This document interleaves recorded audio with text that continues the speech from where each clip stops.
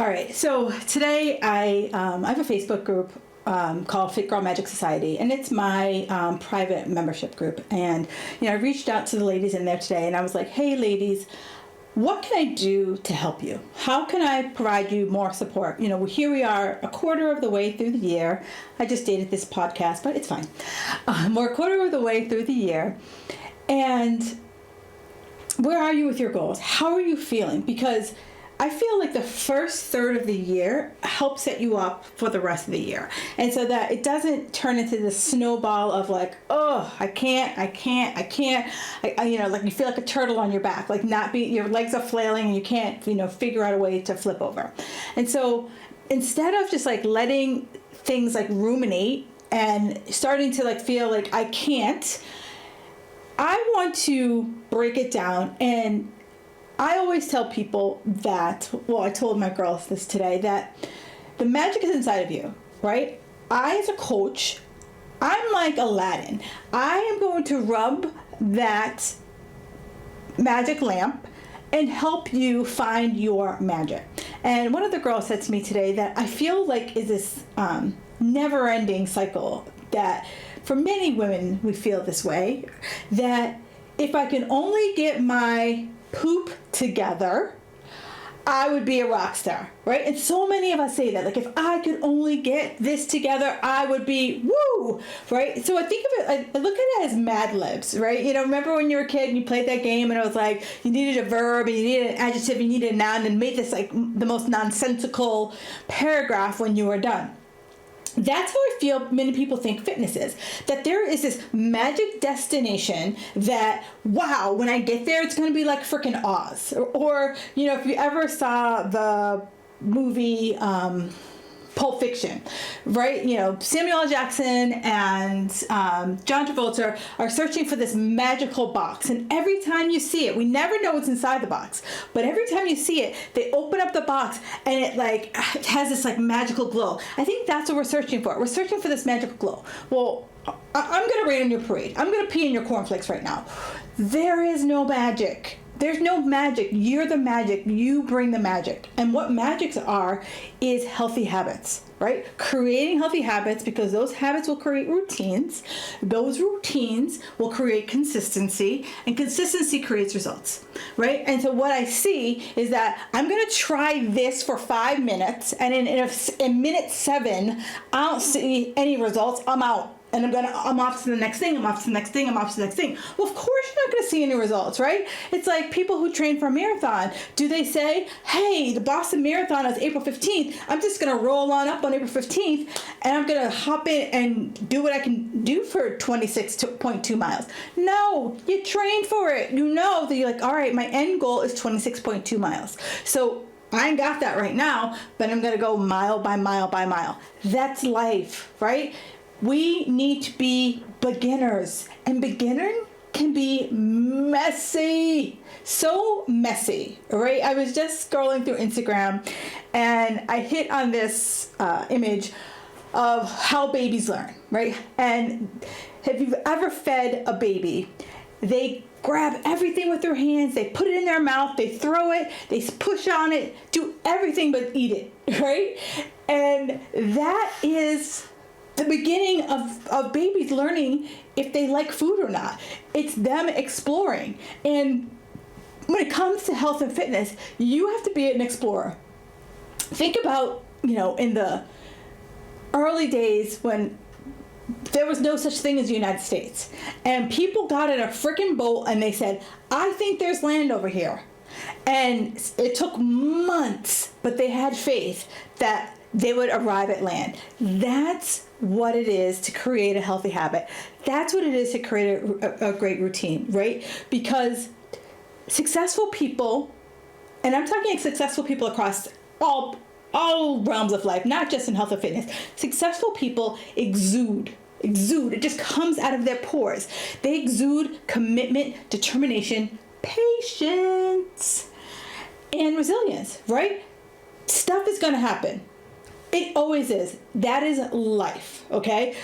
Today I went to drop my car off. It was only supposed to be 30 minutes. I was there 3 hours, right? I wanted to do other things, but I was there 3 hours. And so that was life. So I had to literally shift directions and make it work. That's life. How many times have you had to be like, stop the record, change the record because life came at you? And sometimes life comes at you fast. It could be a sick kid. Right now we're in the middle of this whole, Corona thing. Like, there is a lot of life that is just like moving and grooving around us. And we have to be flexible, right? And we can't just let one or two things just knock us out, because we're always going to be playing Mad Libs. We're always going to be chasing the next thing, waiting for it to be perfect. Because guess what? Perfect ain't coming. Perfect called and said, I'm not coming. Sorry. All right. So the focus should be on the process, not the progress. Repeat that again. Process. The steps. That's the focus. The steps versus how far I get on the steps. If I go back to that marathon, it's 26.2 miles. You are not going to wake up tomorrow and be like, hey, I'm running 26.2 miles. If you do and you finish it, rock on with your bad self. Call me up. Holla at your girl. But most of us are going to be like, oh, damn, that's a long that's a long time. How should I give myself 26 months to get to there? Like, you know what I mean? Like, so then you start looking for a program. You start looking for, how am I going to progress through this? Okay. So this way, I can, when I start with my process, I can put in there, I'm going to slip up. Stuff is going to happen in my life. What is going to happen when I slip up, right? What happens if I get sick? What happens if a day says, I don't wanna, right? Is that I don't wanna going to snowball into say it's Tuesday. I don't wanna on Tuesday turns into I don't wanna on Wednesday, this turns into Thursday. Like, okay, I'll start it up. April seems like a good time to start it back up again. Or are you going to be like, okay, today was a day, but tomorrow, this is what's going to happen. And I'm back at it, right? Because there's never going to be perfect time. So I'm going to say that 500 times, and hopefully you'll finally get it through your head that like there's not this, perfect schedule, this perfect meal plan, this perfect is not coming. Okay. And so one of the surefire ways that you are going to not be in that perpetual, self-loathing tornado is being clear about what you want, right? You have to clearly declare what it is you want. And I use this analogy all the time. It's like punching into my GPS where I want to go to. And I say it over and over again, and I apologize, but I needed to come through. I live here in Boston, and Mass Ave is about 10 miles long. If I just punch in Mass Ave, I could end up in mile 1 or I could end up in mile 10. I have to be specific that it's 500 Mass Ave that I'm heading for, 1 Mass Ave, so that I land in the right place. And that's what clarity is about my goals. And my goals, this is where I see so many of my girls trip up, and so many of my girls want to choke me out because I'm like, okay, what does this mean? So when I say clear, I want to tone up. Well, what does tone look like? Because if I'm helping you, I want to make sure that what you and I agree on where the finish line is. Because when I say tone, it's very broad, and it gives me what they call in design work, construction work, scope creep. And what scope creep is, if I say tone and I keep it very general, it could mean, you can mean you want to tone your whole body. You can mean you want to tone your butt. You can mean you want to tone your arms. You can mean you want to tone your abs, right? And so if I don't have you define it, and if you don't define it, it becomes this never-ending project, and you never hit the finish line, okay? It's like being at 1 Mass Ave, and you really want to be at 500 Mass Ave, but you never told anyone you wanted to be at 500 Mass Ave, all right? So I have to be clear what it is that I want, because when I'm clear about what I want, then I can start to be more vigilant about what it is, what habits I need to start creating, what habits I need to stop doing in order to get to where I want to go, okay? So the second piece, and I think this piece right here is huge. You have to have a why, right?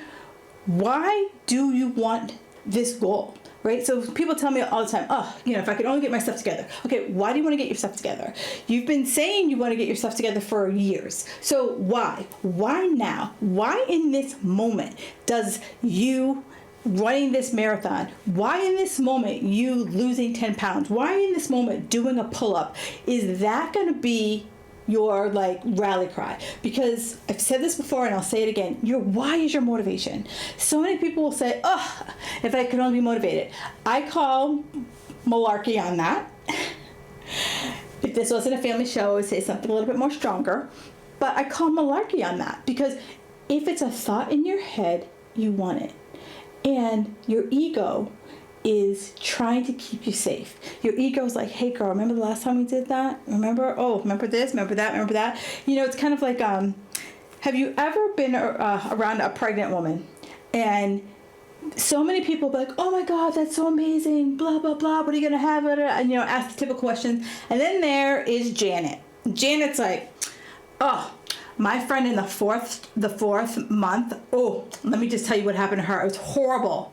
There's always that person who wants to tell you that horrible story when you're like, I just want to be pregnant. I don't want to hear horrible stories, right? And so that's your ego. Your ego wants to be Janet, telling you the horrible stories, telling you all the things that could go wrong with this pregnancy, where you're just like, I just want to just be blissful. Can't you see my glow? Right? That's what you want to be. And that's your ego. And so your why comes out and shuts down that why, shuts down that inner critic that feels like a reformed gang member. You want to have your why so strong. And I tell people my why all the time. It doesn't have to be like, I want to save babies from burning buildings. No, it could be anything. My why is twofold. One, I want to walk in my closet and put on anything and not feel like I'm a stuffed sausage in it, and button my pants. That is my overriding why. My second why is that I teach group fitness classes. I want to stand in front of my class and say, you know what? I practice what I preach. I can't be down in ho-hos and,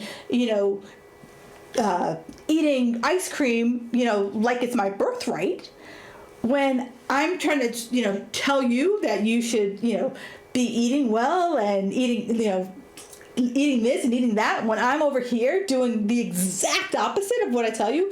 That's my why, right? And, on cold mornings, my why is what gets my tushy out of bed, okay? So that's what your why does. So, and it might not come to you overnight. It might not come to you in 5 minutes, but literally ruminate on this, because so many people don't. They're just going through the motions like, well, I've just always gone to the gym for 4 hours. Well, what are you working towards? What are you working for? I just always eating chicken, broccoli, and oatmeal. Oh, do you like it? Take a step back and examine what is happening, right? Because it's so easy to get caught up in the doing, and even if that's a good habit, right? But sometimes good habits, you need to break them apart. And I know for me, I had to break apart my good habit. I eat really well. I eat great. No nutritionist, doctor is ever going to say, Kim, you eat like crap. You got to stop spending your time at Popeyes. You got to stop spending your time at, eating Big Macs. No one's ever going to say that to me. So for me, I was eating well, but I had to change up the portion sizes. I had to change up the types of food I was eating, and I got dramatic results. So I need you to step back, determine the why. What are you fighting for? Where are you going? So that we can start to really look at what's happened to you in an objective way. But you have to be ready, right? You have to be ready. You have to say, today's the day. I'm done, uncle. And, for me, I have to get pissed off, or someone has to tell me I can't. Those are my two reasons for not, really getting fired up. Well, I can get fired up it's a Tuesday too. But it's one of the main reasons why I get fired up is if someone tells me I can't, I'm like, oh, buckle up, buttercup, it's happening. The other thing is that some people will create, vision boards. They'll cut pictures out of magazines and they'll post them all over, post it in a place that they can see it every single day so they can see what their future is, what their vision is. The other thing is that people journal. When I first started journaling, at the time, my coach asked me to write down, what was my ideal life? What did I see myself? And vision boards don't work for me, but that's, that is totally me.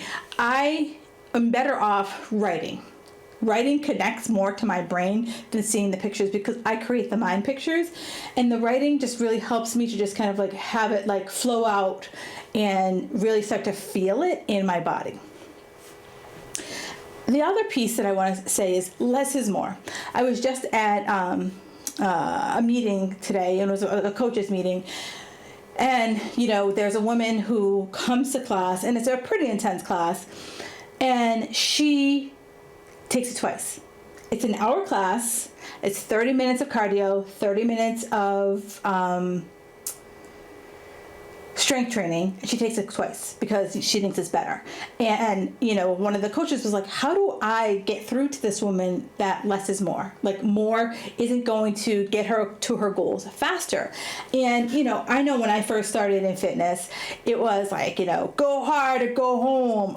And eventually, we've learned that it's that push, drive. That's what causes so many problems. And if you're a woman over 40, that is just going to just send you into a hormonal firestorm.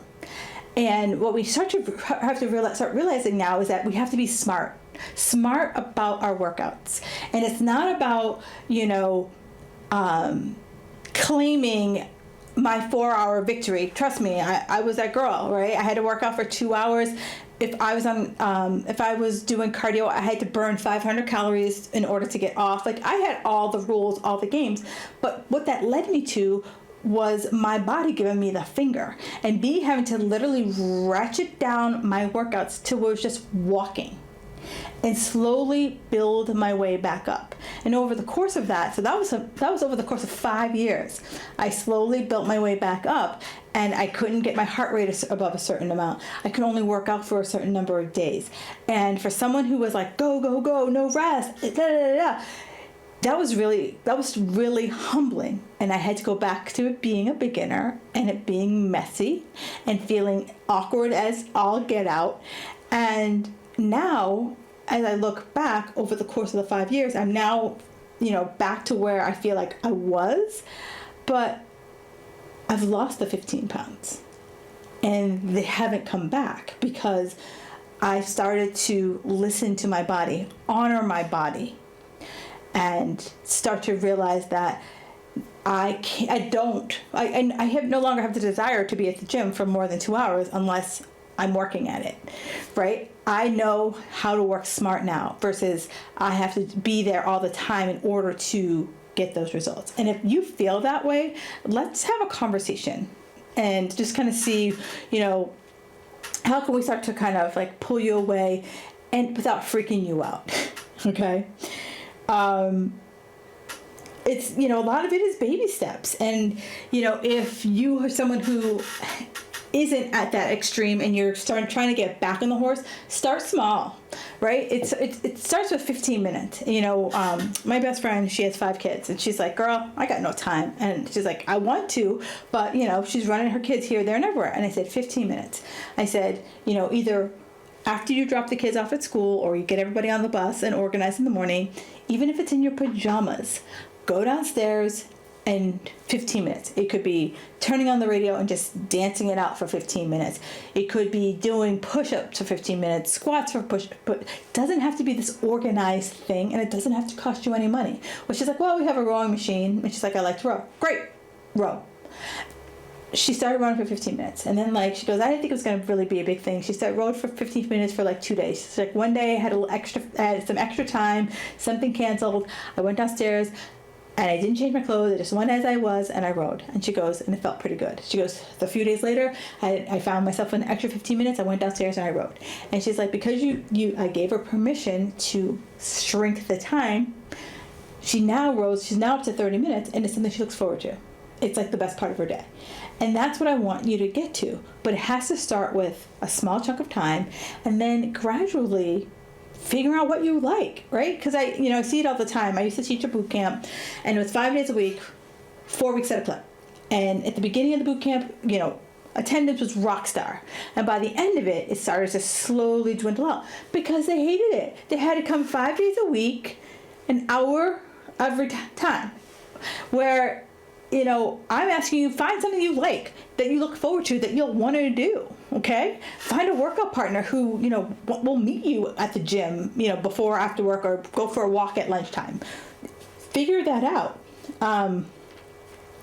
Because it's like when we bite off more than we can chew, we commit to something that we are kind of sort of into, then you're not gonna see it through. I've seen it time and time again. Like I told you about that boot camp. People would sign up for 4 weeks at a clip. At the first week and a half, they were rocking it out. The last 3 weeks, 3 and 4, it was like people you would think they were marching to their death having to come to that class. So the last thing I want to wrap up with is how do you start these habits? And the best way I can say it to habits is that habits become routines. And routines are think about brushing your teeth. When you brush your teeth, do you wet your toothbrush before you put the toothpaste on? Do you put the toothpaste on and then wet your toothbrush? Do you even wet your toothbrush? Do you start on the right side or do you start on the left side? Do you start on the bottom? Do you start on the top? Right? Those are all routines. Those are all things that we do that we don't even think that we do them. That's a routine. So one of the things I challenge my clients is think of something you're already doing and let's insert something into that already established routine. So for me, water. Lately, I don't know, I've fallen out of my water habit. So I wanted to drink more water. So there's 2 places that I know that I'm always at. So I'm always in my bathroom first thing in the morning, getting ready to go to the gym. So I bought an insulated water bottle, I fill it up at night, and I put it in my bathroom. And I drink that while I'm getting dressed. And it's I drink it while I'm getting dressed, and I bring it downstairs with me so that I at least have gotten in 12 ounces of water before I even walk out of my house. The second place I added in water, coffee. Coffee's my air. It's my jam. And so I have had that 12 ounces of water when I'm getting dressed. I have my coffee, and then I have another glass of water. And having that glass of water is what gets me to have that second cup of coffee. If I don't have that cup of water, then I don't get a cup of coffee. Do you see where I'm going? And so I'm always going to have coffee, so it's easy to insert something into something that's already established and it ain't going away, okay? The third place I have water is that I teach a class, right? So my goal is by the time that class is finished, I finished another 12 ounces of water, okay? So do you see, it's just finding something I'm already doing and just wedging it in there so that the habit now it will become part of my routine, that I don't even think that I just woke up and I'm just having a couple sips of water. It's just what I do. And the last piece that I want to leave you with is that we got to stop this no excuses, right? I see some people, no excuses, I have to go all out, all in, blah blah blah. No, 80-20. 80%, if you can get an 80%, the best thing I ever heard was, because I'm the girl who wants the A++ with a side of A++, and if you can throw in some glitter stars, I'm down. I want you to think about going for the B+, right? Because when I go for the B+, I'm not average. My mom told me I wasn't average. She learned to rue the day that she ever said that to me. I go for the B+. I'm still achieving, I'm still doing awesome things, but I'm not trying to kill myself to get there. And I allow myself some grace, and I allow myself that 20% wiggle room. That gives me time to travel, have date nights with my sweetie, and it allows me to have fun foods and not feel like I'm either following a program or I'm not. I have a client who she's a great eater. She goes on vacation, you're like, Sharon, what happened to you? You're a completely different person. And one of the things we're working on with her is like finding that balance between being home and being away.